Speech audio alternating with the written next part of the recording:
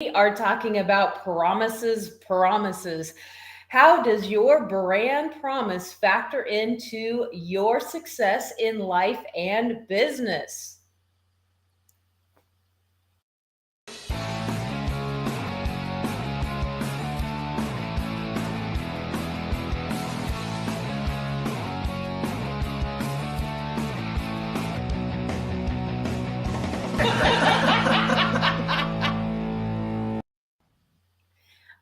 Awesome. We are going to have so much fun today. It is just Amy and me and all of you on the couch. So make sure you are chiming in with your comments and giving us your ideas on the subject because we are talking about promises and we are going to have a ton of fun.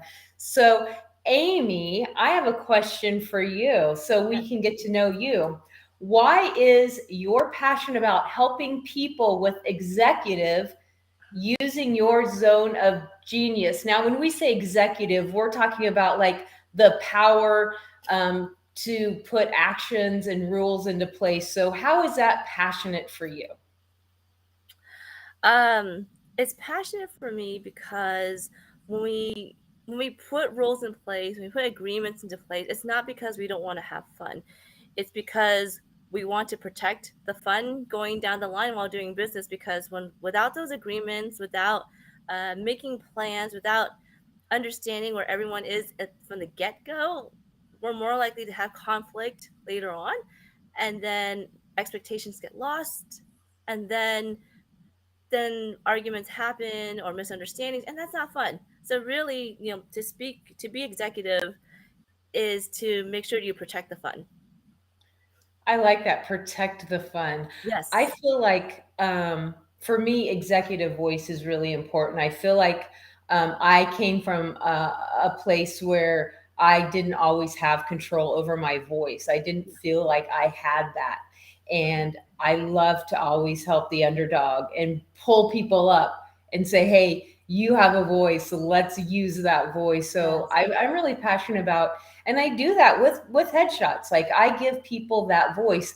Show yourself initially when your first impression, your profile picture, use your images as part of your voice, as part of your brand. And you tell stories, right? You help Yeah. people tell stories. So Yeah. that's really a way, tell me a little bit about how you um, use that, have people use their executive voice in telling stories, because I think what you do is really incredible because Oh, thank storytelling you. is awesome. Thank you. Well, when it comes to stories, it's interesting. There's a lot of people that want to tell their stories. And the thing is, there's an underlying problem underneath that they're hoping to get resolved when they go into a program to tell their story. And the underlying problem is to find their story. They don't say that out loud. They just want to concentrate on telling the story, still knowing, and maybe even unconscious. They don't know how to find their story. So they go into a program expecting to learn how to find their story and tell their story. But the thing is, if the program was designed to tell your story, then they may do some discovery work. They may like help you uncover some stuff that, but it's the main objective is to help you present on a stage, in a podcast, whatever it may be. It's not so much about diving in. So what I really do with storytelling, it's not so much, hey, I want to tell a story to make you look good. I want you to tell a story that connects, and to connect, you need to be able to truly connect to your story, and then therefore your story connects with your audience. So the thing is, if you don't know what your story is, you can't really connect with it. And so when I work with my clients, typically I hear what they think their story is, but then I also hear what they're not really saying, that they're not noticing. And so I treat a story as if it is a blueprint, something that has all the clues to life in it. Um, and the thing is, you have to watch it like a movie 2 or 3 times to see the little nuggets in there. And so there are things that my clients think their story is, but then I'll ask them a few questions, and a lot of times they'll say, "Oh, I never, come to think of it, that thing happened." way back when that got me on this path. I'm like, well, did you tell that to anyone? No, because they didn't think of it because they don't know their story. So that's like some of the stuff I do with my clients because I'm willing to listen to the stuff that they're not saying and bring that to light. I love that. I call that listening between the words. Yes, that's what it is. That's what it is. Because I think sometimes we go by what people say out of their mouths, but we don't go by what they're saying in other ways, other than Right. Sometimes the more powerful things are the things they're not saying. The things they're not saying because I think we feel like, well, everybody knows that, or that's not important, but it's yes, not. It's like incredible to other people. Other people, that's like mind blowing, and to us, that was just last Thursday. yes, yes. I've had that for myself. I've had that with clients. I've had that with friends and family. They're like, "Yeah, no, I didn't say anything because I just assumed everyone else could do it." And it's like, well, that's how we're all walking around. Like, I'm assuming that everyone can, listen for certain body language, or just certain intonation. Um, I thought people do that all the time, but maybe not a lot of people do that. And then I'm sure with you, Peggy, like, maybe there's some kind of camera setting that you're just like, oh yeah, everyone knows about this. And I would be like, no, I have no clue, Peggy. I have no clue. I just know, like, Right. point Well, and shoot. Exactly, but not only that, but also with working with clients and Yeah, pulling out their emotion, you have to understand who they're reaching. You have to pull out that yeah, voice from them and amplify their executive voice for them. right. All right, let's get motivated. Yes. All right. And since it's just you and me, you get to go first. Okay. Why is understanding your brand promise important for professionally to thrive in your life and business? So why should we understand our brand promise or band promise? It's important to understand your brand promise. It kind of goes a little bit with what I was talking about earlier, where, you know, people love consistency because consistency leads to trust. Your trust with your customers is all built on consistency. And the moment you become inconsistent with your word, with using your executive voice, that's when people start to lose trust in you. And so it's a really important to be clear about your brand promise in order to be consistent with everything you do in a project, every interaction you have with a client. You know, they are counting on you to pull through for them, and they're counting on you to do what you said you would do. And so understanding that brand promise is really important for us as professionals to uphold, and also to keep other people accountable to their brand promise in order for all of us to get whatever we need to, whatever we need done. I love that. And I think that not only should we think about it that way, but also the fact that our brand is our promise. Yes. Mm-hmm. When you see Pepsi or when you see Coca Cola, when you see a Nike check, you know what to expect. That's the promise they made to you.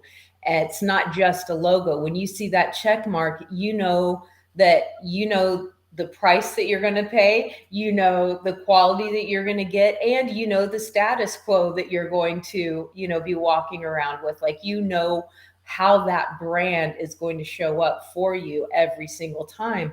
And that's too many times we think brand as being our colors or our logo, but our brand is our promise. We Yes. have to be consistent from hello all the way through, and everything says that when you see this mark, when Mm-hmm. you see this, this thing that I offer, Yeah. you are going to get this quality of service. You are going to get all of these things that come in that branding. So I think that brand promise is, it is your logo, your brand, all of the things, every video that you do, every word that you say, every profile picture that you upload, that all weaves in together as part of the promise you are making to your clients. And Yes. like you said, as soon as you start breaking those promises, then trust starts going away. So you have to be careful that you're consistent in everything you do, always. If you Oh, are going to offer this to one person, you need to make sure that that's what you offered, to everyone, so that yeah. there is a consistency there. You just provoked something within me, Peggy, because I was thinking about how we were mainly talking about the customer and us. And then I was thinking, like, well, what happens when you're not clear about your brand promise, but you have a team and your team is not clear on what your brand promise is. So, therefore, when they're interacting with your customers or partners, they have to be consistent also.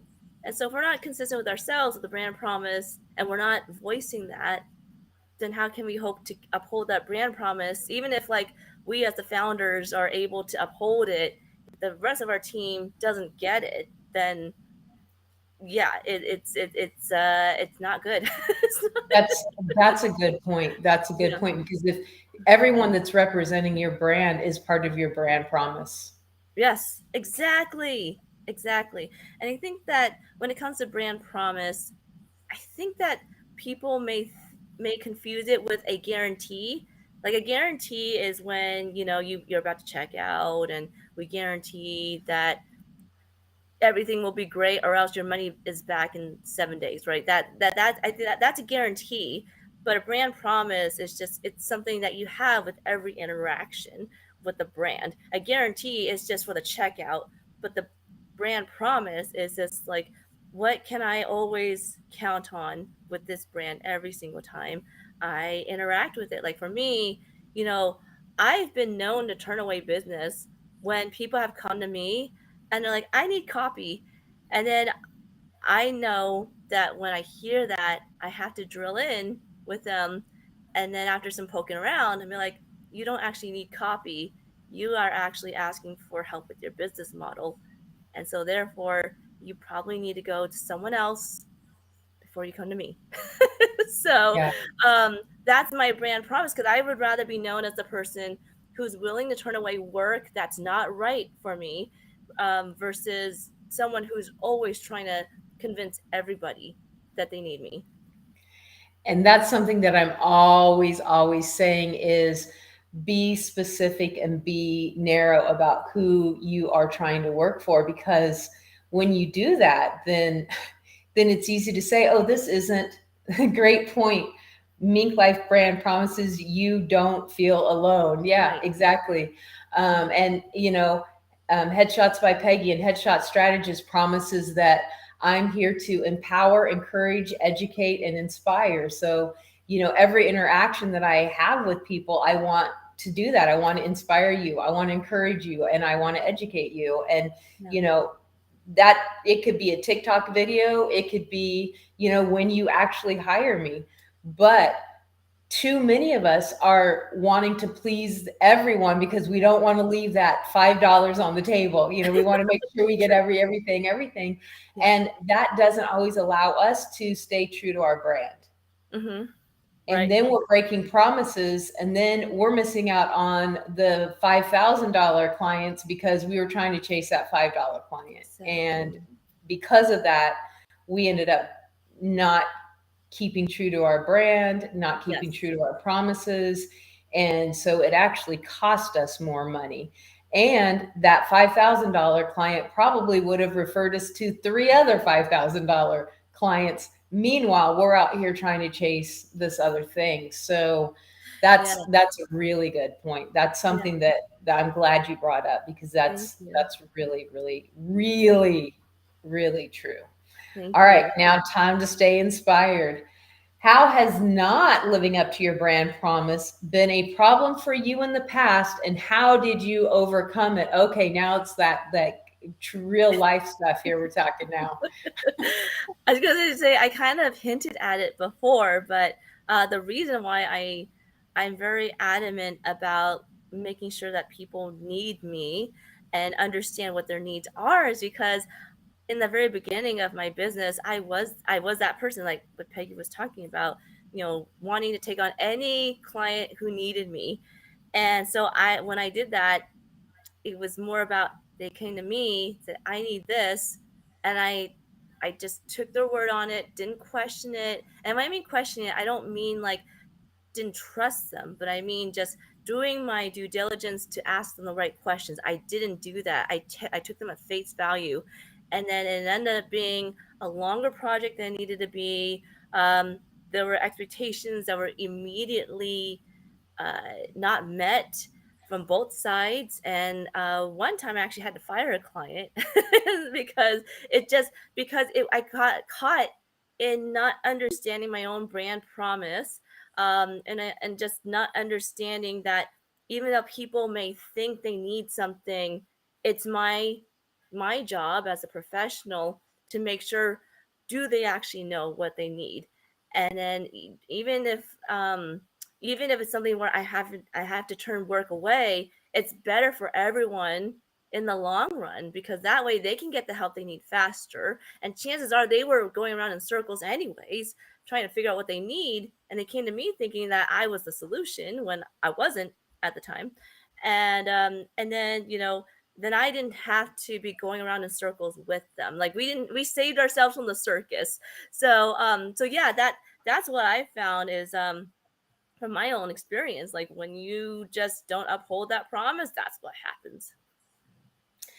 I have been in business I've been a professional photographer for 34 years. I've had my own studio for over 28 years. And in that time, I have maybe less than 5 negative reviews ever, that, came in about that, people weren't satisfied with my work, with the service or something like that. And every single one of those in 34 years have been because I was not keeping true to who I was and what I Mm, did. Instead, I was trying to please everybody all the time and yes. bit off way more than I could chew, and got into, a pleasing people instead of being true to my brand promise. And every single negative review that I've ever gotten, which is, like I said, less than a handful, but it's always been because I was trying to do something, please somebody that was not my ideal client. I should not have been working with them. And what I found, the first time that my husband heard me do this on the phone, he about had a heart attack. But I have done this. It doesn't happen a lot, but I have done this where people call me and they ask me for things. And I say, I don't think I'm the photographer for you, but I know this other person that I Uh-huh. think you would be a great fit for. Let me give you their number. Hmm. And what does that do? That makes me look like a freaking hero to this Yeah. client. I didn't say, no, get out of here. I don't want to work with you. Yeah. But I was still a solution to their problem. I just wasn't that solution. I had the solution. That solution's over there. And what happens? One time that happened, and it hurt. I went away going, man, I really needed the money. I really needed that job, but you know, I wouldn't have. They wouldn't have been. It would have been bad. Yeah. And that same client later, I didn't even do the work for them, but that same client sent other people to me. Why? Because they Mm, saw the integrity. They saw that I was like, hey, this isn't my zone of genius, but let me send you over here. And still, I got referrals from them, even though I didn't do the work. So I think that's an example of really staying true to your brand. yeah. Don't be afraid to be honest. Say, hey, I would love to help you, but if I do, Yeah. know that this isn't my specialty. I'll do Yes. everything I can, but set their expectations correctly. If you're going to bite off something, and say, this isn't what I do. What I do is this, and Hmm. this is what you want. So, do you want to continue to work with me, or should I help you find someone else? And I think that's the best way to really stay true to that integrity. If you want a brand promise that is a brand of integrity, Hmm. that's the way to do it, is be honest. Right. Right. Integrity is not just about how can I keep my clients' trust. That's a big part of it. But the other half of it is how can I be within integrity of myself? How can I be true to myself? How can I keep my head up high and walk this path, knowing full well that whatever happens, Mm-hmm. I fully accept it because it's something that I felt like I needed to do. One of the things in the MinkLife course that we talk about is your 6 basic rights as a human, and one of them is you have the right to take responsibility for your own actions. And that's all it is. Like, hey, I've decided that I'm going to do this, and if it fails, all right, I learned a lesson. I'm Yeah. fine with that. And if it succeeds, then hey, let's go to the bank. Yes, absolutely. Absolutely. I think that, you know, you can have a successful project, but you can feel really crummy in doing so because things were not in alignment with you. And no matter how much money you make at the end of the day, if you feel crummy about it, none of that was really worth it. Exactly. Hmm. Exactly. Hmm. Very true. All right, let's keep it networking. Who should you ask to help you when you are trying to solve the problems with your brand promises? All right, Amy, who should we talk to? So when I think about troubleshooting brand promises, you know, some of those problems could look like I don't know what my brand promise is. Some of it could also be, I kind of have an inkling of my brand promise is, but I'm not crystal clear. Another part of it could be, you know, I know what my brand promise is, but I have a problem with putting up boundaries and agreements and speaking up for myself. Like I feel like there's like whatever problems you may that may arise from brand promise can fall in any of those 3 buckets. So if, I mean obviously there could be more, but those are the main 3 that I see. And so who to ask for help with that? I would say, sometimes it might be, going to the people that know you best, have done business with you over the years, and can see clearly what you bring to the table every single time. There's also going to your past clients as well as your current clients to get an idea like what do they really get from you every single time they interact with you. And then also, you know, and this may be a little out of the box, but I'm going to say it anyways, that if you are the kind of person who is uh not very organized or prefers to always go with the flow but has very little structure, find the structural person in your life. Find the person in your life who is like, I love structures, I love systems, I love processes. Give me that anytime. Like, go to that person because that person, while the brand promise is not a process, it's the heart of a process, right? And so, and it's also it's something to protect. It's the protecting the fun part, right? And so, automatically that is a structure to have to abide by every single time. So go to somebody who loves structure and upholds that consistently in many aspects of their life. That is why Monica is my best friend, because so this is how the universe works. This Mhm. is a funny story. So I not only have Monica in my life, but my husband used to be an electrical engineer. He's an actor now, but so my life used to be ran. My way of doing books was, hey, if the bank isn't showing red, we're good. And now I live with budgets and spreadsheets and Trello boards Yes. and honestly, it has been the best thing ever to help me with my life and business. I have calendars and alarms, and I Gosh. love that you said that. That's true. That's 100% true, Amy. And I'm going to yes and you because that's it. You nailed it. So yes, and here's another thing, another place where you need to look. Um, I have a program where I help photographers build a successful business of their dreams, and I use the Mink Life Principle program. And in that, we always say, "What is your just statement?" And that is looking inside and really saying, I just want, what do you just want from your brand? Sometimes we're Mm-hmm. so busy with the struggle, so busy just, treading water, so busy trying to make ends meet that we forget why we are doing what we do. If you're an entrepreneur, you did this for a reason. You did this because you wanted to help other people, because you were passionate about what you did and you were good at it and you didn't want to do the 9 to 5. So take the time to sit down and write down, I just want, what do you just want your brand to be?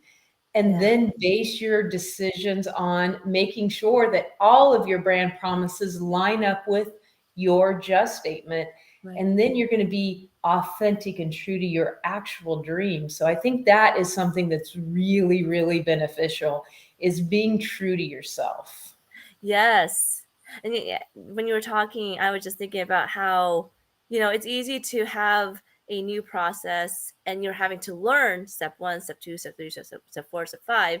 But then when you have a brand promise that accurately is reflective of you, there is no remembering, there's no having to learn. It's just having to do. And when it's on point, then it's just you just be you. You just be Mm-hmm. you and you uphold your brand promise automatically, as opposed to like, all right, I'm gonna make up this fancy sounding brand promise and I'm going to have to try to remember this thing, or else people are gonna be weirded out that I don't remember my own brand promise. Like, well, then that's probably not your brand promise. Exactly. It's like just something you just made up and you don't really connect with it. Exactly, exactly. You're not being authentic. You're trying to like please people. You're trying to say the words that you think people want to hear. And people want to hear what's true. People don't want to hear what you Googled. People want to hear. Mhm. People want to hear your truth. Yeah, People want exactly. to know what's authentic to you. They came to you because you had something to offer them. They want you trying to sound clever. Sound Exactly. clever. You try to sound fancy and clever, and that Mhm. you sound a certain way. Yeah. And you're a copywriter, like you're a genius with words. So this is something like, for me, I feel like I'm pretty clever in person, but writing, I always like, yeah, I'm probably not nearly as cool as I think I am. So I just have to default to being myself. Yeah. But you are a word crafter. Like, Mm. you are able to craft words to sound clever, but you can always also make sure that that cleverness is in line with the authenticity of a brand, of a company. Yeah. Yeah, exactly. I know that when it comes to writing and copy, it's very easy to get caught up in, well, this sounds good and this sales copy over here is great. Um but honestly, to me, what's more important is that my client knows what their message is, and that whatever work we create, it's authentic to them, it reflects their voice, and also translates how this is how I look at it. We translate what they're trying to say to in their audience's language. Hmm. That's really what we're doing. Um, we don't use the fancy words of like, all right, lead generation and sales copy. It's like, well, yeah, that is what's happening. Hmm. But I guess this is where the brand promise comes in, right? Like, the way that we look at it is that we're building a bridge between our clients and their audience. Not so much, I'm trying to sweep up your audience and throw them at you. And it's a slight, it's doing the same thing. It's just that it's a difference in the values and the beliefs behind it. I love that. I Mhm. love that. That is so, so true. All right. The speed round. What is your one tip to build your brand by focusing on your executive voice? What is my one tip? Gosh, I have so many tips. Um, my one tip for building your brand by focusing on your executive voice is,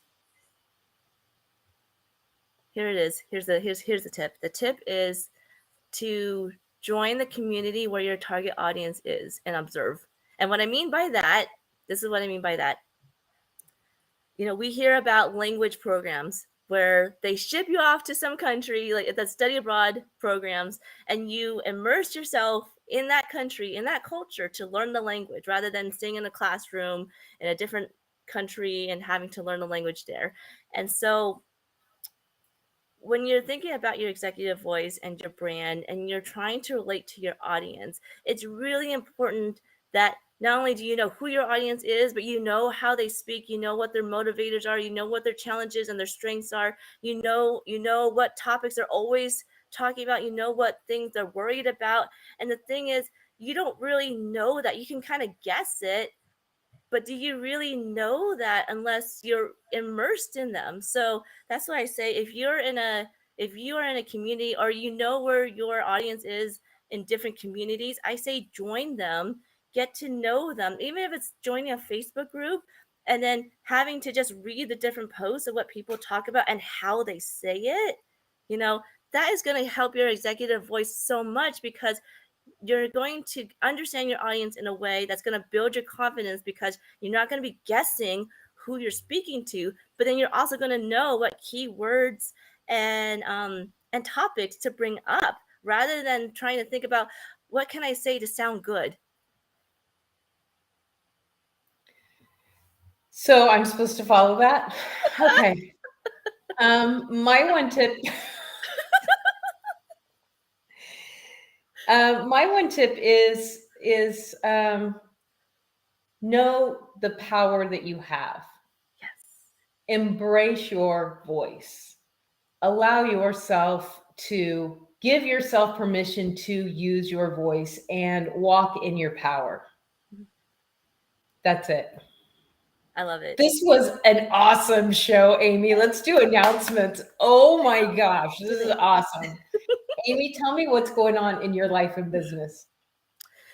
Well, my mastermind, The Milk Crate, is coming out with our podcast in about a week and a half, or a week. Gotta look at the dates Yay. again. So yay! So that's going to be coming out. So follow me on social media to get all the announcements. And then also, if anyone is looking at their elevator pitches, their bios, their programs, and they're getting ready to promote, but you're just thinking, gosh, no matter how many times I say what I do, the people around me are just confused, and they're always asking me, like, I still don't get what you do. Then you can book a free 30-minute call with me. Just go to that link. And when we're on that call, I would just, hear you out. My brand promise is to make sure that everyone is heard. So I will hear you out. I will assess where you're at, and then I could tell you, you know, how I can help if I can, as well as what that would look like. Awesome, awesome, awesome. I have had some amazing chats with Amy. I recommend that you take her up on that. So what is going on with me is I am about to launch my amazing program to help photographers learn how to run their dream business. So please schedule a 15-minute consultation and see if it's a fit for you. Or if you're not a photographer, but you're like, hey, I want to know how to use my profile pictures, my headshots as part of my brand story and one of the biggest parts of my marketing strategy, get on that free call. Let's see how I can help you. And you don't even have to be in the LA area. I can also help you get a firm understanding of how to use your headshots and what headshots you need, and then you can take that information to your local photographer. So jump on a call with me. I look forward to hearing from you. Now let's hear what's going on in the community. Okay. So if you enjoyed today's show, you want to tune in every single week, as on Wednesdays and Thursdays, you can join the conversation right here at the same channel you're watching this on. Do not miss the next conversation, because if you've enjoyed Peggy's great energy today. You're going to enjoy her again on next Wednesday, where she will be helping you build your brand, talking about executive voice as well. And if you want to be on the show, guess what? You can join us.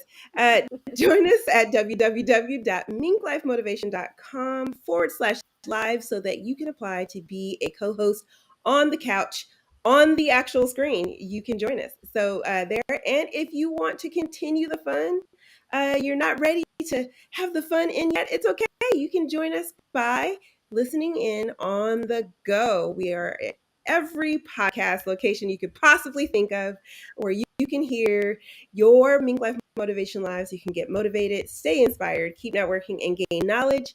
And if you are a dynamic speaker, we want you.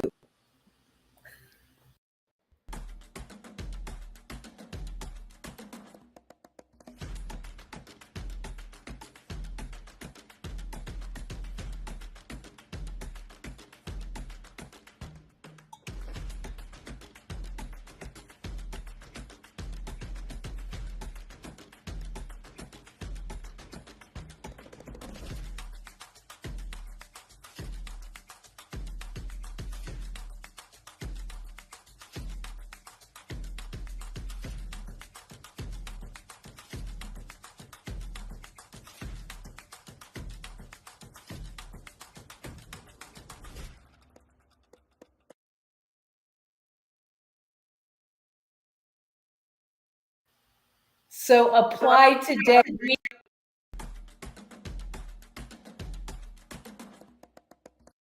Is the beat, right? Okay, so anyway, make sure that you apply today. And if you are never been involved in one of MinkLife conferences, you are missing out. Whether you're a dynamic speaker or you just want to take your business to the next level, make sure you go to minklifemotivation.com and get involved in our conferences, in the community, all the things that are going on. You will not regret it. Amy, thank you so much for hanging out with me. Yay! Thank you so much. This is fun. Yay! Next Wednesday.